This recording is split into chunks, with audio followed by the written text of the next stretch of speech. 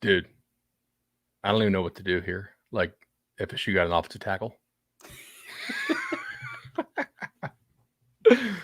Oh, we were having technical issues. Quite the nice problem to have.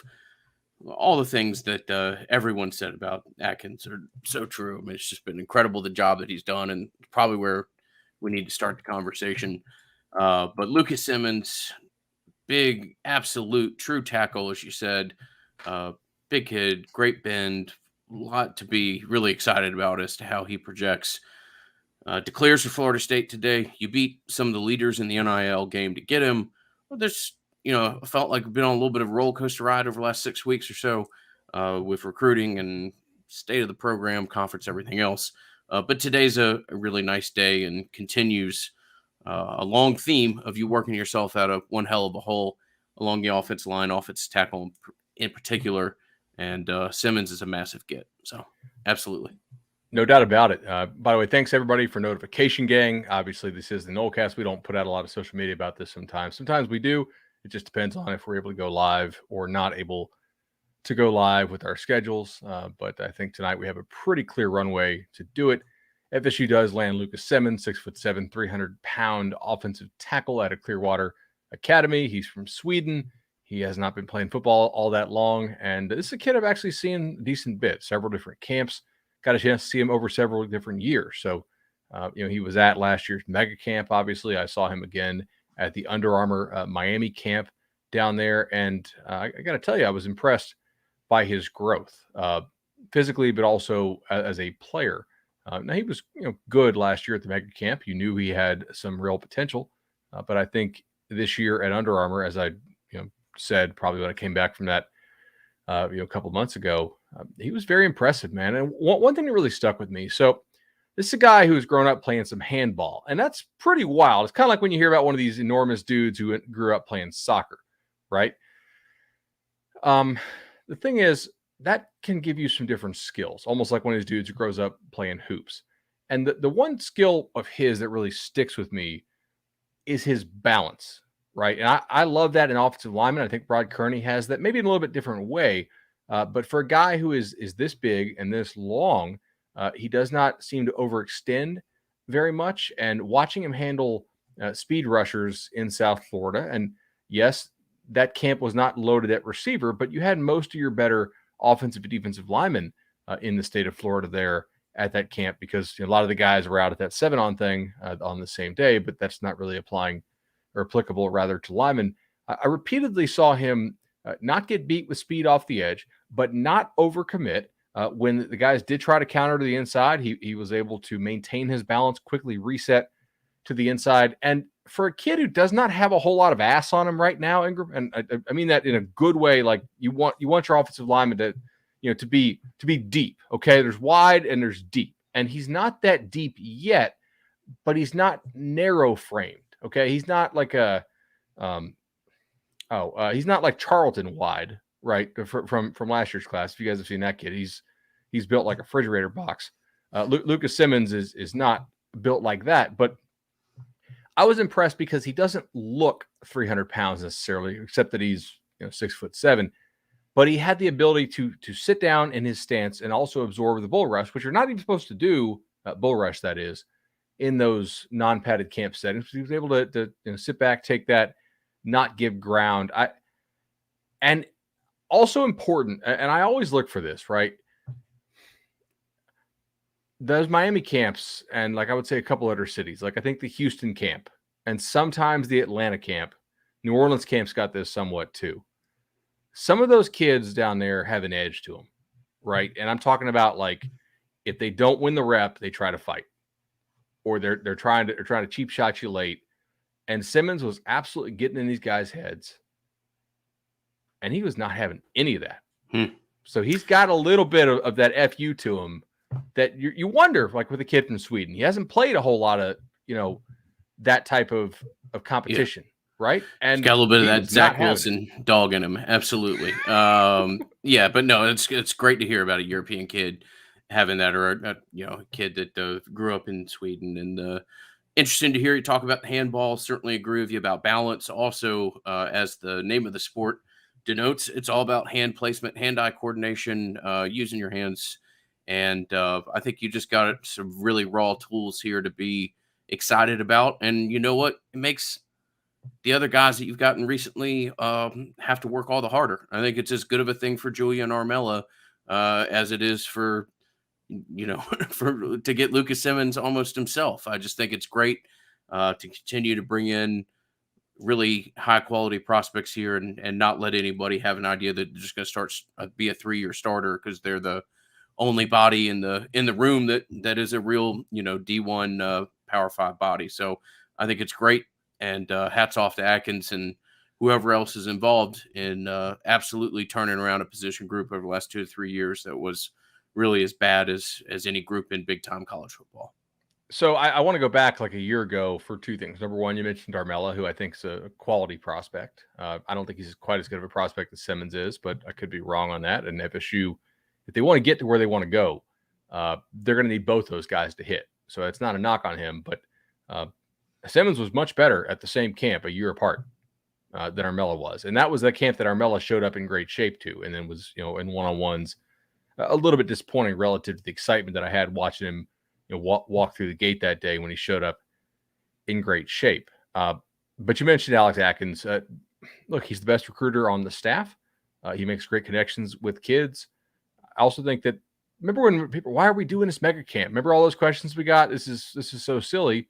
And the real reason was because you needed to jumpstart your relationships with high school coaches in the state because you hadn't been able to get out on the road and meet these guys for 18 months due to COVID, which is very unfortunate, right? That's a handicap. If you got hired in 2020, that's difficult. But Simmons is one of the kids there, right? Like that's kind of worth it. And that's tell where me I think you get Atkins, to put on a 3-day camp and get a 4-star tackle 2 years later. That's money well spent. Absolutely. Top 150 kid for sure. He's not to me like a day one guy impact. Now, that's not saying he couldn't start day one. I don't know. Like, how do you gauge just how much better he can get in 1 year for a guy that hasn't been playing much football? I'm not going to say he's definitely not going to start day one. I wouldn't project him to start day one, but I think he has the upside, certainly, of a multi-year starter for you. CAI is, Clearwater Academy International does not really play a great schedule week in and week out. Okay. It's not a huge school. They will play a couple really good teams. But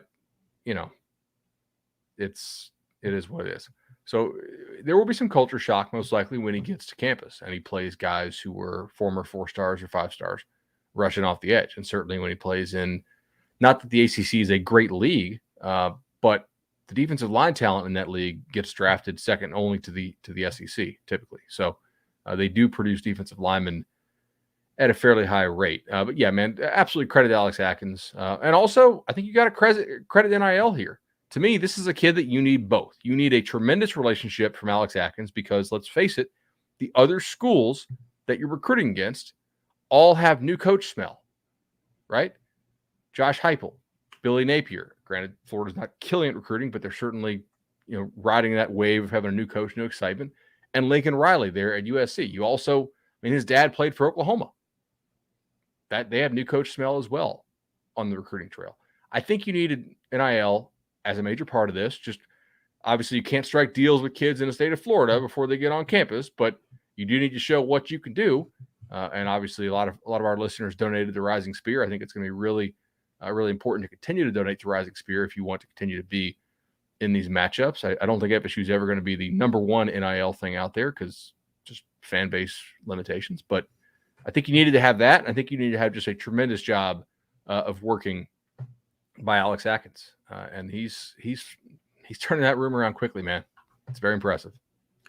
Very, very. So exciting for Simmons. Good for this fan base. Like I said, had a couple ups, couple downs recently in recruiting, but it's a room that's been turned around, and it's a room that's and a position coach that's almost getting to the point where he can not quite say his work's done yet for the year, but they're not all that far off.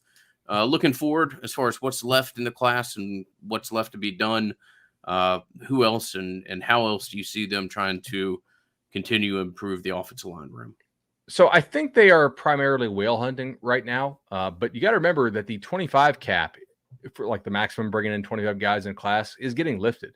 Mm-hmm. So if they decide, hey, what if they have a better season than they're expecting to have, right? Or rather, I can't say than they're expecting to have because I don't know exactly how good they think they're going to be this year, right? Last year, I was very confident in saying the staff would absolutely take 6-6 and hit the fast forward button. And we got a ton of hell for that, but in hindsight, staff knew what they were looking at, I think. Although the starting Mackenzie Milton for those games, maybe not. Anyway, it would not shock me if they take 6 offensive linemen in this class. If they really get hot and Atkins has those great relationships, maybe they take 7. But if they were to take 7, I think it would have to be a situation in which some of those kids who just got on campus are not as good as you thought they were, right? And you're like, okay, we need to bring in more bodies right now. We're going to quickly have to start creating competition to churn a little bit, right? But I think it wouldn't shock me if 6 go. And how smart does FSU look now for locking Alex Atkins up to that multi-year deal with the big raise and making him the offensive coordinator? I mean, he's the best thing you got going right now on this staff. Clearly the best thing they've got going. Good decision by Florida State, and one that was very obvious that they had to get done, but still good on them for doing that. And yeah, you've got as dynamic a recruiter as there is in college football right now, particularly. I mean, I know it makes for great internet memes, and we had our own chuckle today on social media, but it's hilarious that you're beating 2 offensive line coaches at Florida and everything else. Like you talked about, you beat some of the bigger names in NIL, and big get for Atkins, big get for Florida State. Hey, a 4-star legit bona fide top 150 offensive lineman. It's well deserved to spend 12 minutes out the gate on. Yeah, I mean, we could spend 20, I guess, if we need to. What does he need to work on? I would say upper body strength and punch is probably something that if you see him, he's not like real built up top, so that can get a little bit better. So he has a better punch when he is settled. Obviously, he'll get a little bit wider. He doesn't need to get that much bigger. I know Chris Singletary. If you saw him on CBS Sports HQ today, obviously my employer, very excited that Lucas Simmons committed on CBS Sports HQ. It seems like that's pretty much where all the top kids go to commit now, which is that's a nice thing we got going there. Singletary, who played for Michigan and was an agent as well, and has seen a lot of these guys. He thinks Simmons can get to be 330 pounds, right? I mean, like I can't totally rule it out because he doesn't have any bad weight on him right now. So maybe he does. It's at 6'7", 330 looks different than like 6'4", 330. That's fine by me. All right, man. Is that what we need to do as far as Lucas Simmons? We'll move on to some of the less rosy conversation that's to be had, at least when we're talking about recruiting immediately. Yeah, I think so. I mean, this will be a lot of recruiting talk tonight, and maybe a little conference realignment talk. There's been some interesting reports out there in recent days on that. Not all of them positive for FSU. Maybe some glimmers of hope there. Although we'll see if it's short term or long term. But yeah, I think let's go ahead and talk about the Desmond Ricks thing. Let's talk about Ricks. Before we do, let's thank our sponsors, Louisiana Hot Sauce and Tarpon Cellars. They're hit you with the cold open and jumped into conversation, and want to always thank them for what they do. And what they do is make conversations like this possible.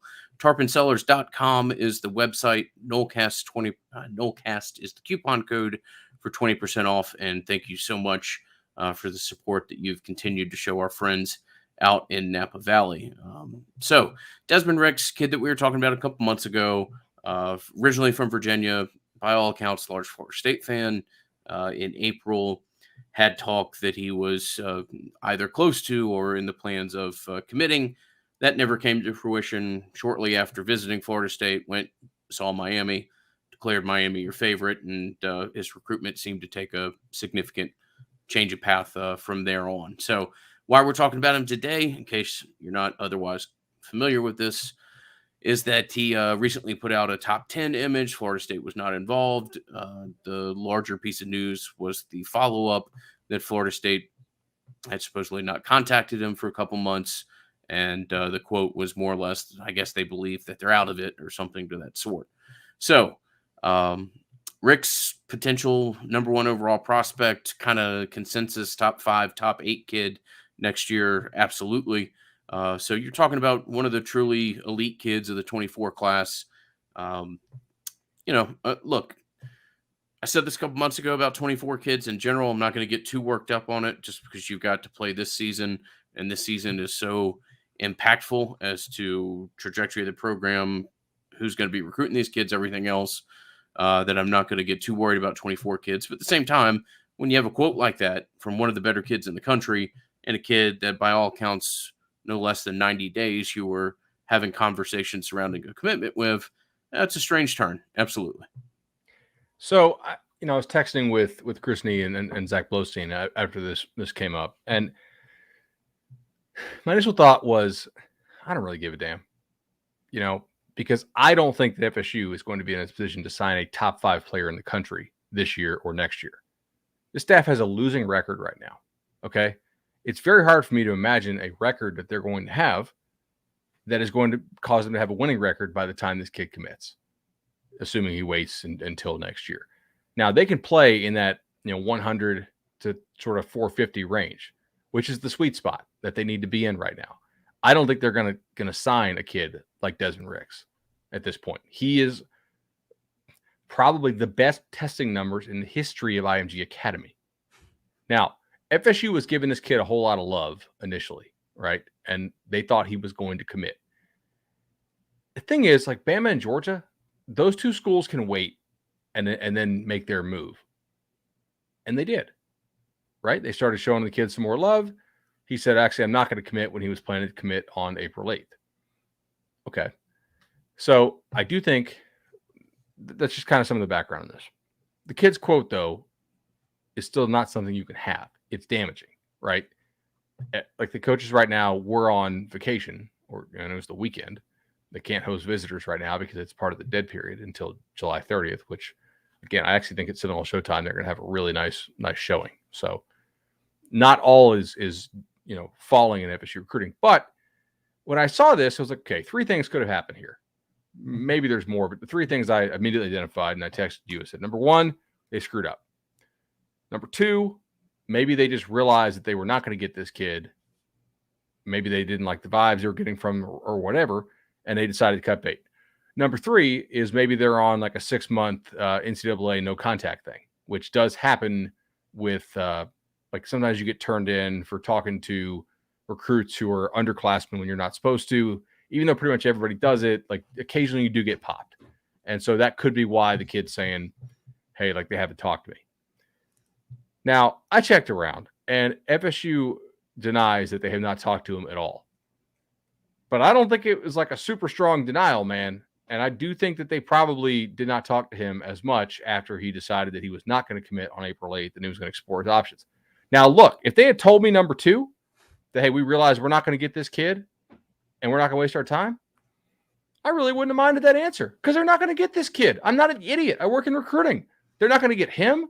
You had to be, I think, a moron to think they were actually going to get AJ Harris or Tony Mitchell once Bama or Georgia, decided they were going to step it up in that thing. That's just not where you are as a program right now. So, like, that wouldn't have bothered me. But that's not what I got from my sources. Okay. And so that is disappointing. And obviously, even if you did decide that you weren't going to recruit him anymore, I think you would need to you probably need to communicate it to the kid, right? And then thus you'd avoid maybe something like this. Now, there's all kinds of other things that go on in recruitments. I'm not saying specifically to Desmond Ricks here, but like sometimes proposed commitments are used as leverage to get another school to offer or another school to drop a bag, right? Sometimes top 10s are ordered in a certain way to send messages as far as like, again, not with Desmond Ricks specifically. I'm just saying I have seen this quite a bit in recruiting in the decade plus that I've been doing this. Like kids do use that kind of stuff. So my mind also went there. I was like, wonder if something is going on there. But I mean, look, man, even though I don't think you're going to get those kids that I just named, right? Like a Tony Mitchell or AJ Harris or Desmond Ricks, like that's just not the kind of kid that they're able to get right now. They need to be playing in that 100 to 450 range, the sweet spot. I talked about this all last year, I think the year before too. You're not going to beat Bama and Georgia for kids unless it's a legacy or you have some really weird connection. And I mean really weird. So not weird's the wrong word, unique, right? But man, I got to say, like we said this last episode, we said this 2 episodes ago. I don't think they made the necessary changes in the back end, right? I don't like the hire of Randy Shannon. I think that you made that hire because the kids relate to him and they don't relate as well to Fuller. I think that was kind of papering over an issue. And I think you had the opportunity to make the change with Marcus Woodson after you missed on Hunter and you didn't do it. And I think you're paying for it right now on the recruiting trail. I think your back 7 coaching staff is not good on the recruiting trail right now at all. Yeah, it would have been a tough thing to do to move on Woodson at the time, but look, I'm selective with my words on this podcast because it's not a podcast of insignificance, and I don't like suggesting that people should lose their job or whatever else. But the whole basis of this podcast is built on you and I giving each other our Are they honest FSU opinions. quality recruiters? I have a real concern about Marcus Woodson, man. I think that he has had his heart ripped out with the Travis Hunter thing, and to an extent, I have a massive amount of empathy for him. I get it, but this is not the first kind of whisper in the wind of some real questionable stuff, particularly with defensive backs. I understand. I understand from his perspective. If I took a kid who was the number 1 kid in the country, the best kid that I'm probably going to recruit in my career, and I was anywhere from 72 hours to 3 weeks from signing him, depending on who you listen to, and it all unraveled at the end, that I'd have a hard time getting my internal engine fired up to do that dance again for a 2024 kid. But that doesn't, I can't really be a coach and be concerned with your internal feelings. I mean, if the level of recruiting's not there, which I'm telling you guys, I have real concerns if it is when it comes to recruiting defensive backs right now, then you're in a bad place because you already have some real questionable selections on this staff, some of which you just alluded to a moment ago. Woodson has to be a plus recruiter for you because honestly, y'all, I'm not sure he's a plus coach. He has to be a plus recruiter, and he's not right now. And that is a problem for Mike Norvell and Florida State. Yeah, I mean, I look, I think Mike is a very active manager. Like he's not super hands off. He's extremely energetic, and the guy works really hard. Maybe he just has to manage even harder on some of these guys to make sure that they are all putting in the same effort level that like an Atkins is, or like a Tokar's. I think who works really hard at this stuff. Or hell, Odell's doing a nice job this year, right? And last year as well, and Papuchis. It does show. Now, I do not think it's unrealistic to think that everybody is going to be able to recruit at the level of Alex Atkins on this staff. No staff has that many superstars, but everybody can try hard. Everybody can give effort. Everybody can believe in themselves. And I'm not sure you have that going on all the time, man. I think you do it at some spots, but yeah. So anybody that inherited this job after the 2 previous inhabitants were going to be playing kind of whack-a-mole at times. And what I mean is there were going to be periodic problems that arose and things that have been kind of stashed, kicked, the can been kicked down the road, whatever.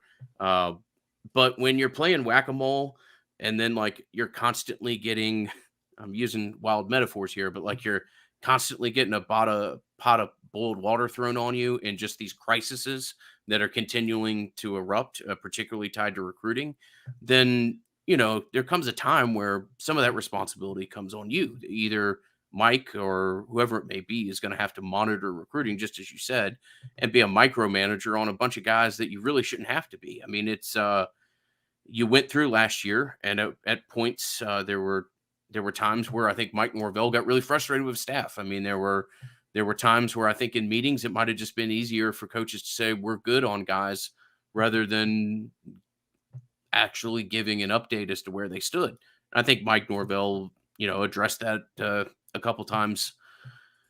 But at some point, you got to look in the mirror as to why these crises in this particular area keep coming up and why there aren't some kind of operational solutions to stop what are really public dropping of the ball. I mean, we've talked about the Ricks kid, but KJ Bolden, the kid that honestly, since the time he was an 8th grader, was clearly going to be one of the best kids in his class, commented similar. There were numerous individuals who kind of backed up this idea, and KJ got some Bolden, real by the way, for concerns that with where guys who you don't are. know, is some people think he is the best player in the country for 24. We have him as the number 1 athlete in the whole nation, the number 3 player overall in the country. He was a kid that was 24/7. dominating practice at Buford as a freshman. Yeah, All like right. that's not a kid FSU is going to get. When I say it was clear that he was going to be one of the best prospects in the country as an 8th grader, that's not hyperbole. It's been real damn obvious for a while. No. Did like his dad and grandfather play for FSU? Because if not, I don't really mind them not talking. And I think there's a whole like piling on effect here too, right? Kids see somebody posting something on social media and they're like, oh yeah, me too. Now, Certainly. And that's it not becomes an excuse for Woodson. And again, like right. if Mike Norvell's tenure works out here long term, is this the defensive staff that he's winning with long term? I don't believe so. Not the back 7. But I do have a hard time knocking. It's a thing. Like the PR hits bad. The process probably bad because the reason for the process wasn't good. But if you just told me, hey, they're purposely like just not going to talk to guys who are obvious top 10 players in the country unless they have a real in with them, I wouldn't mind for the next year. Like they're not going to get those kids anyway. Like I'm realistic about that. If the process was a directed process that I felt was done with absolute intention, there wouldn't be a problem with that. It'd be the exact situation that we were exceptionally critical of Willie for holding on the idea that you were going to sign, the best offensive tackle in the country. You weren't. Don't tell yourself that. Don't roll into signing day thinking that. So it's an unfortunate situation that I don't think is absolutely, there's areas of gray here. But on the whole, there's some, concerning tales as to some of the holes in Florida State's recruiting. And, it's just whether it be Mike, whether it be some of the additional people that they've put in the building, I think you're going to have to review some processes They got in some more recruiting babysitting to do. and ultimately be a more micromanager, which is a stupid thing to have to do when you're paying people, $650,000 or whatever some of these position coaches are getting. But that's the reality of the situation. All right. The other reality of the situation is that Nolecast Loans continues to absolutely crush it. I saw Shannon tweeting 3 more loan closings this week. That is Did we get some private equity company and money and acquire the company? Are we well, Nolecast? The graphic says Nolecast Loans. Technically, we are not. Sure. We are not funding the loan, but Yes. we do love it. Those guys do a tremendous job. 844 FSU loan. 844 FSU loan. We've been with Chad and Shannon for 4 years now. Try to maybe 5. Are we coming up on 5 years? A nickel? Wow. I don't think it's 5. I think it's 4. I'm trying to remember. I was not living in Orlando at the time, so it's the exact process that I used to date everything in my life now. Was like, where was I living and what? Yeah. But yeah, absolutely. Regardless of where Bud and I are living, and Bud's living where he is immediately because of the individuals that we're talking about. There is no better team. FSU Home Loan, 844 FSU Loan, 844 FSU Loan. Best guys in the business. You couldn't work with anybody better than Shannon and Chad. Is as large and energetic a fan as there possibly is. I did ask him as to whether or not we could get a loan on some media buyouts, and he said, "Give me a couple months, dog. I'm not quite ready to loan hundreds of millions of dollars towards a conference change, but circle back in 6 weeks." So if Chad could do it, he would definitely do it. Chad would like there, yes. that would be loans would be underwritten. Like 1,000 months, same as cash.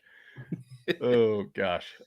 Okay, so I do actually have a lot of positive recruiting news tonight that I want to discuss. Again, we started positive. We rushed through some of the negative stuff. What did we go? 12 minutes on the Ricks thing.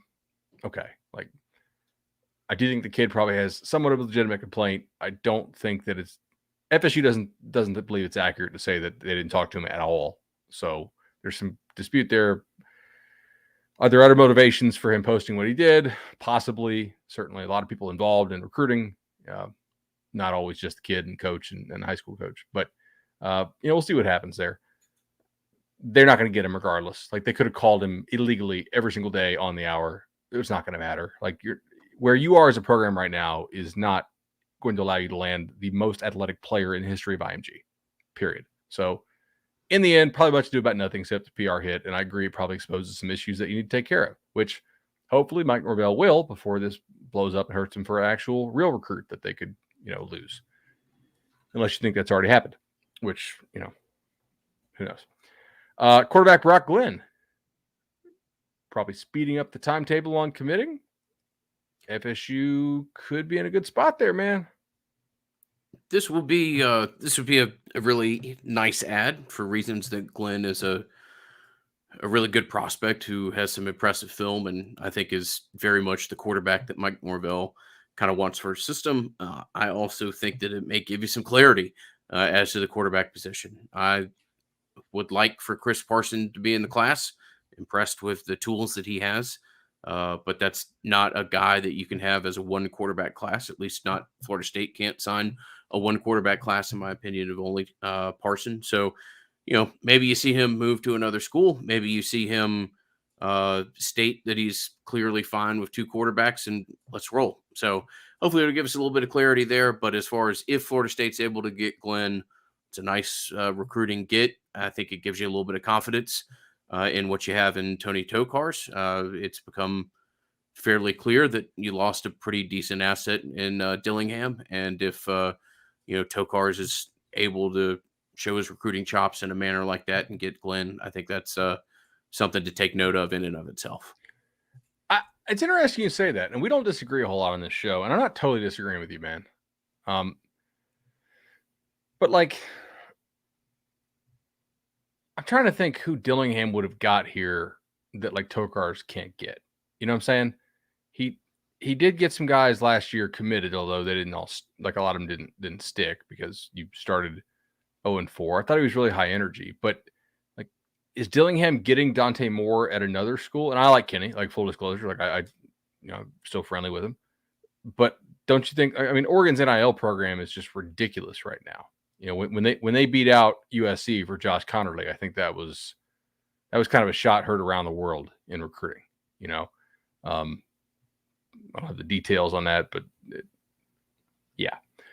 But I agree with you. Like, this would be a hell of a get for Tony Tokars. I spoke to some guys who were coaches at the Elite 11, and Brock Glenn did not have a good Elite 11. He was one of the least effective guys out there. And the consensus was his ceiling is as high as most of the best guys here. But the floor is also pretty low right now. He's fairly raw as a prospect. I think Elite 11 did showcase some either bad habits or things that he needs to clean up in his game, which we can get into more once he commits. But certainly the upside is pretty high.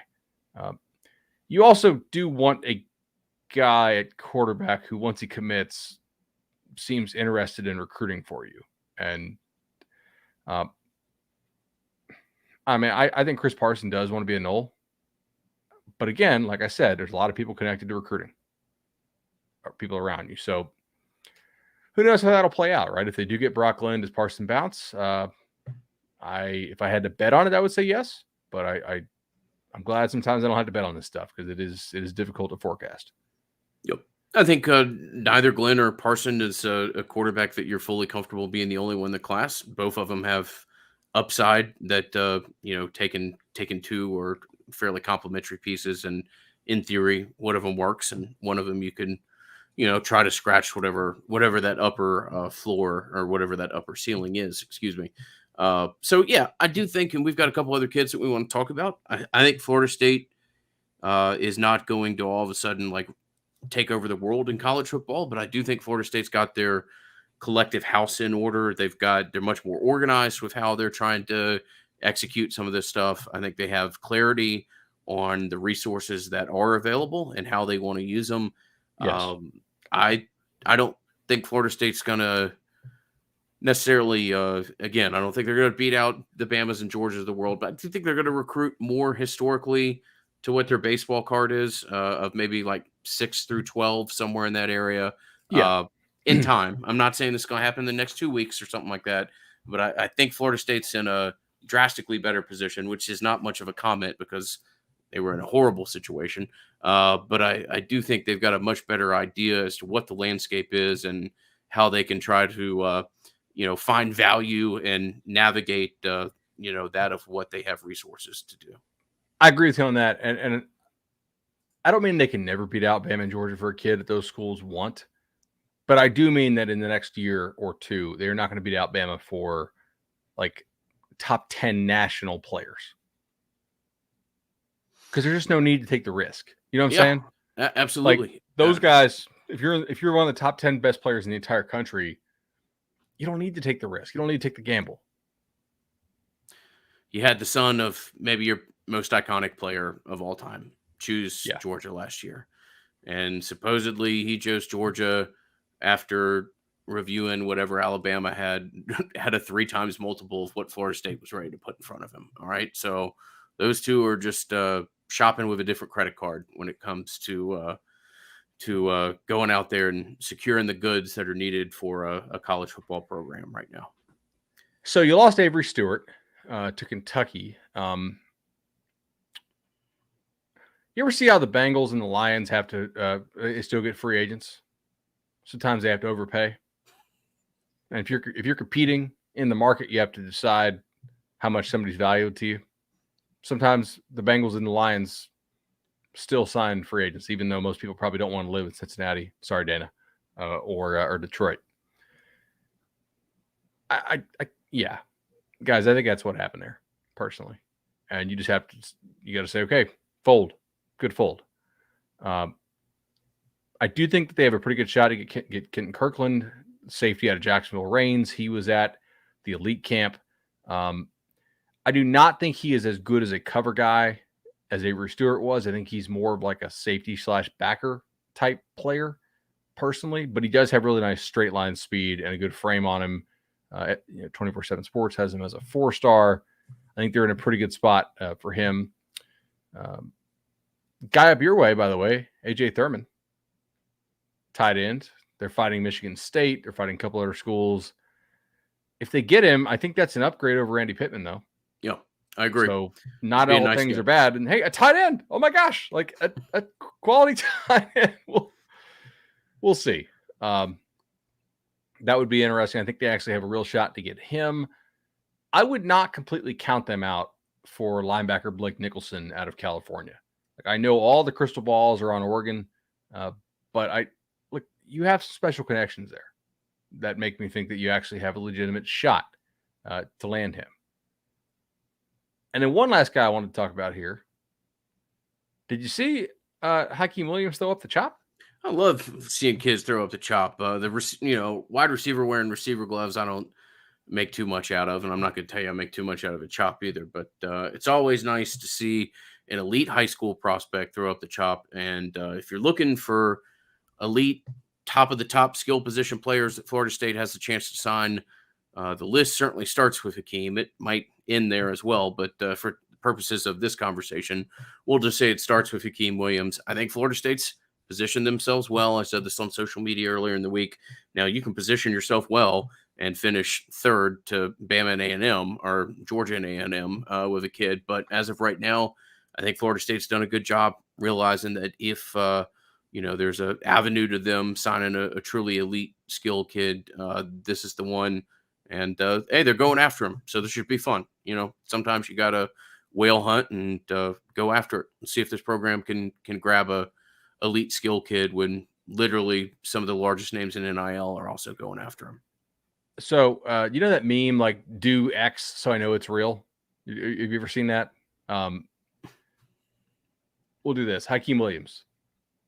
Show up at Seminole Showtime on July 30th. So we know it's real. Like that.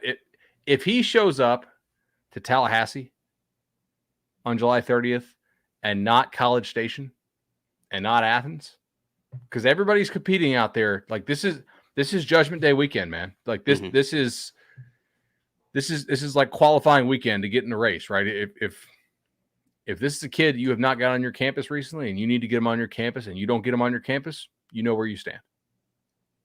If he shows up on July 30th, though, I think we can put FSU as a legitimate competitor for IQ Malaysia. They would need to do all the things you're going to need to do, right? You're going to need to have a competitive NIL program, obviously, once kids get on campus, of course. You can't, give NIL to Florida kids before they get on campus, et cetera, et cetera, et cetera. All right. You're going to need to win more ball games than I think they might win. You're going to need to have a more impressive passing offense that I might forecast for it. And you're going to need to probably have either Brock Glenn or Chris Parson or both make a real good connection with this kid down the stretch. But if he shows up July 30th, that's the first step. That's the one you got to be looking for. Jaylen Brown was a wide receiver that we frequently talked about when talking of Hakeem Williams.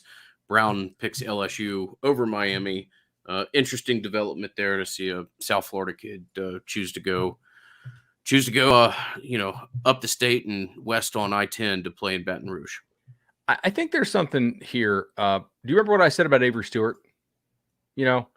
For a long time, I thought that regardless of where Jaylen Brown committed to, that he would end up at Miami. And now I think that that Miami is probably going to focus its effort on Andy Jean. So I think some people in South Florida are valuing him differently. Okay. Than some programs outside and some rankings have him. Fair enough. Is that the way I can say that? Yeah, I mean, I think it's fair. I think it's also there's. By the way, can I make a correction real quick? I think I said AJ Thurman because I had AJ Harris on the brain. Jelani Thurman, excuse me. Got it. Jelani Thurman, the kid here out of Georgia. Yeah, look, I've got a friend of mine who coaches in the lesser league of college football, kind of that second division. I've got a friend that's coaching on one of the three biggest staffs in the country right now. Both of them tell me the same thing. The market is ridiculous with some of these kids right now with NIL, and some of these kids, we just have to walk out of the room because we just can't fathom the number that's being put in front of us. And that's up and down the scale of college football. And it's not standardized. It's not standardized. And all it takes is one aggressive booster to look online and say, hell yeah, I want the number 6 wide receiver in the country and I'll give X. It's going to take at least 2 to 3 classes to get any kind of level here. Yeah. Obviously in time, the market will continue to adjust and you can look at various sports examples of that over time. But right now, some of the requests are, I think people are just throwing out numbers just to see if 5 people will say no. Because again, if you get one yes, good for you. Hats off to you. I totally agree. And look, man, there are kids who we've heard about in the rankings who are same position within like 2 or 3 spots of each other who are getting like $100,000 different per year. It is wild that the differences in some of these guys. Mm-hmm. Yeah. By the way, let's just entertain this real quick. Seems like the staff is not concerned about signing top 15 classes, but building in the portal instead. Don't know why we aren't getting traction with top kids. Well, the new coach smell is worn off, right? At a certain point, you have to sell success as opposed to hope and a vision. This staff had the very unfortunate situation, which is not their fault, but it is the reality, that their new coach smell was kind of wasted on that whole 18 months of COVID. So guys were not able to get up and visit and make those connections. So now they're sort of having to sell what their track record is on the field at FSU as opposed to what it was at Memphis. And that's very difficult. So that's really why you aren't getting traction with top kids right now for the most part. It's fairly simple. If they end up having success here as a staff, it'll be incremental. It will not be all of a sudden, boom, like now, like they go from signing the top 20 class to like a top 4 class. It'll probably be an incremental, hey, they won more games this year, they won more games the next year type thing, in my opinion. I do think that there's a little bit of reliance on the portal, and it's great to get a guy like Johnson and Thomas, and you've certainly found some really nice pieces in the portal. But I do think that there's a little bit of an idea as to, hey, if we whiff on some of these kids, we'll go grab portal guys. But That's honestly a whole nother kind of 20-minute conversation that I'm not sure I want to derail us with right now. But I think the commenter's point about the portal and maybe them having that in the back of their mind is valid. One group that we'd always ask that you have in the back of your mind, the great people at Congruity. Matt Lewis is somebody that we've been fortunate to work with as our own small company. I've mentioned on this podcast a couple of times. He's working with the podcast agency that I work for now. I just can't speak highly enough about Matt, his level of service. There's a lot of different players in that market, one really dominant one. And I can promise you, you're not just a, account number and a revenue figure when you work with Congruity and you work with Matt and his team. CongruityHR.com is the website. We ask that you give them a 10-minute phone call, just explore whether or not there's a relationship there and talk a little bit of Florida State football in the meantime. I'm also more than happy to make a introduction to you if you would like that. Then that's been a common route that many of our listeners have chosen. Feel free to DM me as a listener did just a week ago. So Congruity, Matt Lewis, thank you much for making this conversation possible. And we would encourage any of y'all to give them a look if you're looking for help in the field of payroll or other areas as far as trying to figure out the maximum efficiency of your company.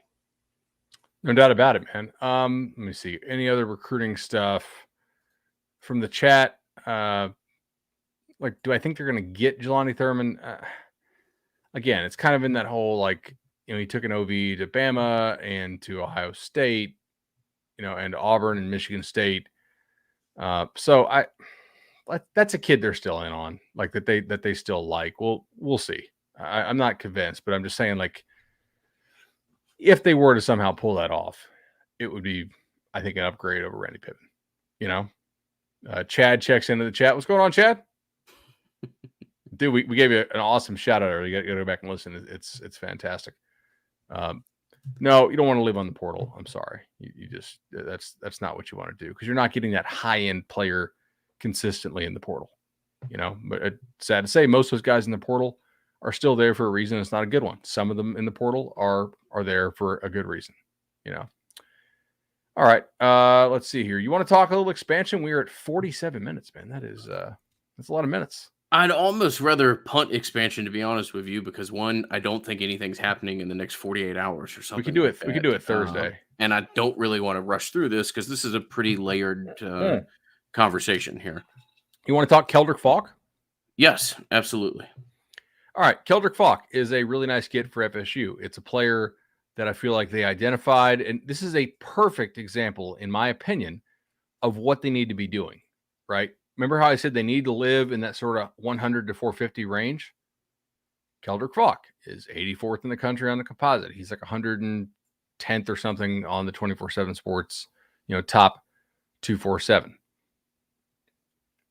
That's what you need to be doing. You're not going to get a whole lot of kids in that top 100 right now. You're probably not going to get any kids in that top 10. He's a developmental guy with a long, wide frame who's already a good player. And if you do the development right, it could hit into something really, really nice, right? Like, he could be a legitimate NFL pick. He's gone to a verified camp. He's actually 6'5". That's impressive. He also does some basketball. He also plays some tight end. I got to tell you, man, it's a pretty nice get for them to be able to play on the edge. I think he's also a dude who, maybe he can be 270 at the end, but I think maybe you start him out. Could he be a stand-up guy for you? It's possible. A little bit of a smaller school, but I'm excited to watch him. He's rated as your number one player in the class right now.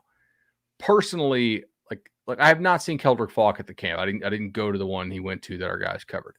But I do think that I would take Simmons over him, because I have seen Simmons, and I think Simmons is pretty damn good, legitimately good. I think Faulk's really nice get for you, though. It's a great get. It is the type of kid that you were talking about, and a good get for Papuchis. You really kind of have Odell, Papuchis, Atkins, and then some question marks as to what the rest of the staff's doing on the recruiting trail. But also, I want to point out it's a nice gift from Mike Norvell, heavily involved in this recruitment.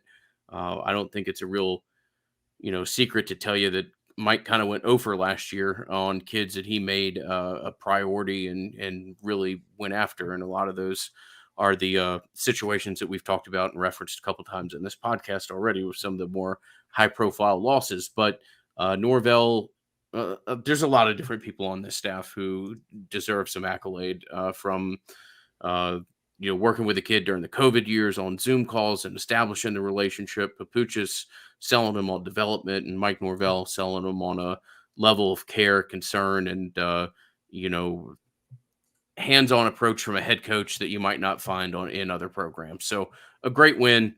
Hey, look, if you want to argue whether it's Simmons or this kid is your best prospect, great to have him along the line of scrimmage.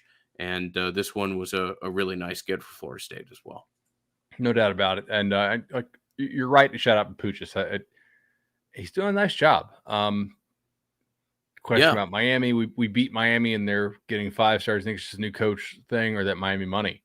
I think it's both, guys. Like the new coach smell is a real thing. Like you do get a bump from selling hope and hype. When you run out of hope and hype, you better have some results to sell. It's just that simple. Do you think we have any Patreon questions that we didn't actually hit tonight? Trying to look through this real quick on the list.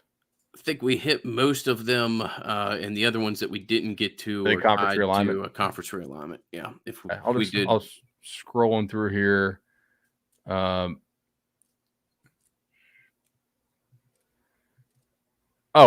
So Chase asked, who would you take all time in a draft of recruiters at FSU, Alex Atkins or Odell? I think it's Odell, man, personally. Like Alex Atkins is a stud right now. Odell, Odell's one of the better. Travis Johnson, Darnell Dockett, he's 5-star from there, 5-star from there. Maryland, Cali, Texas, come on down. I went to DC, I went to Maryland, I went to California. Yeah, absolutely. Odell was Delta Diamond before there was Delta Diamond, and just million miler pulling 5-star DTs from around the country. So with all respect to Alex Atkins, yeah, man. That's fun to talk about history and individual position coaches. Florida State certainly had some success there way back in the day for the old heads. Had a position coach by the name of Jim Gladden that went out and did work in the state of Texas to the point to where if you look at a lot of those early dynasty teams, they were filled with, kids from Dallas Carter and Tyler, Texas and stuff like that. And Jim Gladden back in his day was a hell of a position coach and a great recruiter and a guy that would probably be on the Florida State Mount Rushmore, if you want to just use the laziest sports talk analogy possible, of all-time recruiting position coaches in Florida State history. So, agree with you. And also, remember when he left and they had Jody Allen? Yes, I do remember that. Oh, my God. The drop-off was Talk ridiculous. About the reverse of the old upgrade button. Absolutely. Yeah, that's Jody Allen passed last year, actually, unfortunately. Oh, did he? All right. But what was I gonna say? Oh, speaking of expansion, did you see that NASA put out that thing about the universe expanding? I didn't. I saw the picture from the telescope that was, or whatever was recently put up there, that was supposedly the best picture of the galaxies ever taken, and something that they were 13.8 billion years away or million years away. I don't know, long time. And looking at stuff like that can certainly make you feel awful small, but very cool at the same time. Here we go. So from Connor, he asks, what win number would Norvell need to hit to be able to go out and get better assistant coaches? I know there wasn't enough stability in the eyes of other coaches to come on board after this year. Does winning change that, or has the ship already sailed? So that's a fascinating question, right? Because if you don't win enough, is the administration really going to let you go out and make changes if it's uncertain how much extra time you have? Are they really going to spend that money? And like Connor brings up, those other assistant coaches you might want to bring in might have the same perception of you as a program. If you win a ton, are you really going to make that many changes? What's the sweet spot number for Mike Norvell to say, hey, we got this done. We got some wins, but I feel like to get where I need to get to, which is not 8 wins, but eventually, winning 10, 11, 12 ball games. What's the number there? Is it 8? If he goes down and wins 8, but not 10, is that No, I think 8's the number. If you get 8, I think you'll be able to sell enough. You can tell Mike Alford, hey man, enough security on to the candidates that you're pursuing, and you'll have enough support from your athletic director. Yeah, I think if you can win 7 and win a bowl game, this is one of the strange years where I think you're in that place as a program where if bowl games ever matter, they matter in a year like this. They matter where a coach is desperately trying to gain credibility with a fan base and needs however many W's he can put next to his name. If you can get 7 regular seasons, win a bowl game, I think you're not going to be able to go out and poach. You're not going to be able to take defensive back coach from Georgia or something like that, but you'll be able to go out and get quality guys and be able to give them some degree of confidence that they'll get their standard 2 years out of it. You know what I was looking for here on Google? Because I can't find it in my email. Who does FSU play in 2023, like in the ACC? You know what I'm saying? Well, we don't. Do we know with the implementation of 335? I thought they released this. I thought I remember reading this, and now I cannot find this in my email. This is what happens when we decide to extend the show a little bit, but we go off script. 2023 fbschedules.com future schedules. I don't know. Maybe somebody in the chat knows. We're a little bit later at night here. Do you see us getting into the Central Florida linebackers? FSU used to own this area of the state. I'm not sure they like them. Some of those guys, to be honest. I think they would have offered him and pursued him harder if they actually liked him. Now you can disagree with that, if you want, and I don't necessarily disagree with you, but I think their linebacker recruiting right now is awful picky. Maybe not in a good way necessarily. So Tim Brewster, no, I would say no on that. People are agreeing with Jim Gladden there. Nice. Yeah, I know who the opponent is. Like the non-set opponents, like the rotating ones.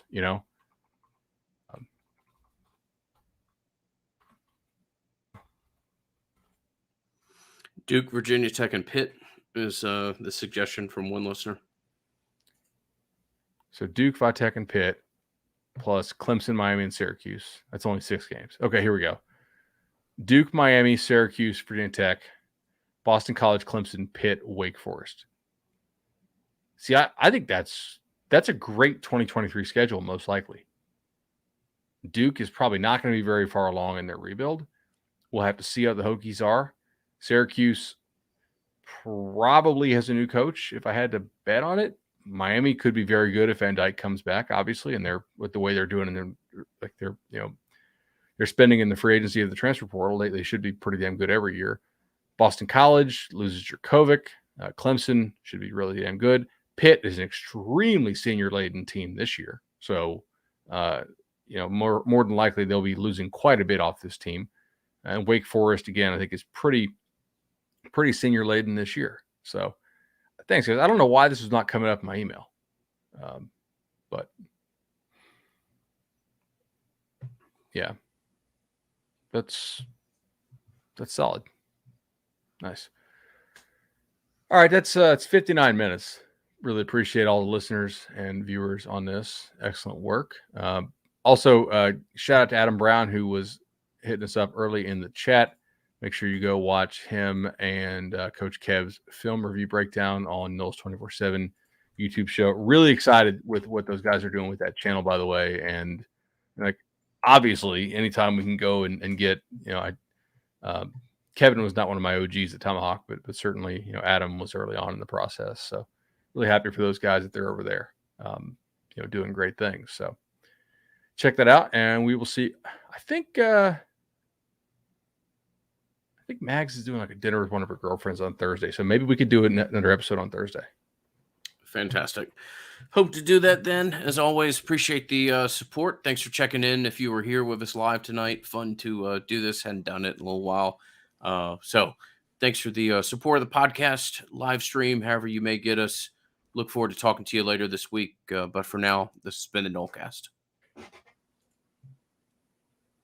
I have stickers on my shirt, I realized. That's great. That's a dad life, man. Look at that. Fantastic. All right. We'll see you guys.